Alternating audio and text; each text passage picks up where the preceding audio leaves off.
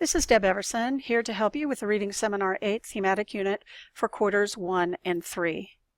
The Thematic Unit is a first or third quarter 9-week thematic product focused on a theme topic chosen by the student, differentiated based on reading level or interest, which is unique to each student and is an implementation of the College and Career Ready standards. What assignments will you grade? Turn to page 22. It'll give you a list of all the assignments that you might want to choose to have your students receive a grade. Scope and sequence, how long will it take? You'll notice that there's a list of the approximate amount of time that it will take to complete each one of these pieces or these assignments. Obviously, some students are going to take longer. Some students are going to get done quicker. The beauty of this particular unit is that students can custom make this for themselves, allowing themselves the time that they need to take to make sure that they produce a quality project. What's the difference between theme and theme topic? On pages 2 and 4, you'll get a really good idea of using the correct terminology. A theme is how a character is changed because of the theme topic. The theme topic is one word. For example, love might be the theme topic, but in the story of Cinderella, how is Cinderella changed because of love? That becomes the theme. You use the theme topic to create the thematic statement. And what the thematic topic does is expanded to create the thematic statement, and then that becomes the driving force behind the paper and all the work centered around it. So creating an authentic thematic statement with the student is a difficult job, but it's something critical to the process. The selection of the theme topic and the novel choice obviously is student-driven.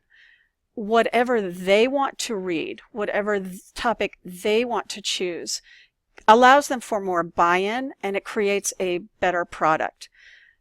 Look down at the third paragraph. It says reading Charlotte's Web as an 8th grader will allow them to gain a focus and a thematic understanding that was not there when it was read in elementary school. So you may have a student who says, I read this book before, which depending on the student might be a good option because they'll look at it through a different set of eyes, which will allow them more meaning for that particular novel. The author search and literary criticism. On page 16, you're going to notice that there is a guide to questions that will drive this search. Students need to understand that having knowledge about an author is critical to understanding why a text is written and the purpose behind the text. And this particular part of the inquiry and the literary criticism will help them with that. The dialectical journal, the instructions are on page 18 and 19, and students will learn how to create a valid dialectical journal, which is really a written conversation with a novel as it's read. I would suggest that they do not try to create this after they have already finished the novel, because part of the dialectical journal journey is to be able to predict and find out what the answers to those predictions are. And if they've already read the book, they're not going to be able to make it as authentic. It is not an opportunity for a student to practice summarization. Although a valid skill, the dialectical journal is meant for them to react, reflect, and predict. And so if they read a piece where it says, John went to the grocery store, I do not want to see, or you do not want to see on the summarization, I think John went to the grocery store.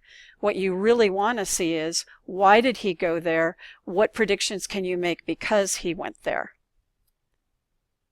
And finally, the paper, which you'll find instructions for that on page 15. That they will use the dialectical journal, the author study, and the literary criticism to create this paper to demonstrate what they had learned. It's obvious that the quality of work done during those 3 pieces is critical to having a decent paper. It should have an introduction that includes a thematic statement. There should be body paragraphs that are complete with claim, evidence, and commentary. There should be a paragraph that analyzes the author's writing, a literary analysis review, and a conclusion that is really important and explains exactly what it was that the student had learned. Obviously, again, quality work throughout the unit will make the writing of the paper a little bit easier. Then finally, there's a creative project, and students will choose a final assignment that will either show a symbol, a theme, or characterization that they found in their novel. It's important that students focus on their strength and they use their strength to create a creative project that is using their best talent. The use of technology is always welcome. Rubrics will be found on page 23 through 26. There are rubrics for grading the essay as well as rubrics for their artwork. And finally, move from the teacher to the facilitator where students are motivating themselves to complete this. Support their appropriate use of class time.